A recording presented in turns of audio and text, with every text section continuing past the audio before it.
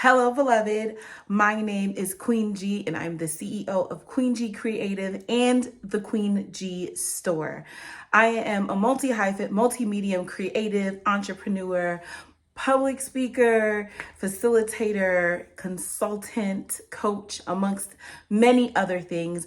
But most of all, I am a storyteller and a child of God whose superpower is empowering people. I believe that our stories are our humanity, and words have the power to absolutely shape our realities. And so some people may know me as the affirmation maven or the affirmation aficionado.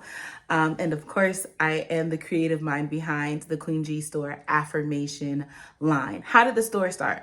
Well, it honestly started with me being a professional poet, and people would hear things that I would say or lines from my poetry or be at a show and be like, that needs to be on a t-shirt.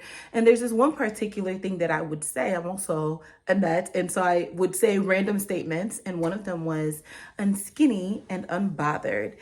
And that was actually the first item in our store. And the original designs for things, man, I did my best with what I could. And I evolved into becoming a self-taught graphic artist as a creative and a performing and visual artist. I took on that medium and made our first design in our store. And honestly, the store has grown simply because of that. People would say, we want that, we need that, put it on a t-shirt, put it on a thing. And that's how we've grown. Every design in the store is one that I have made myself with my two hands. And the affirmation line is actually inspired by a time in my life where God specifically downloaded affirmations to me because I was in a not so great place and I needed to be affirmed in my identity, in my future.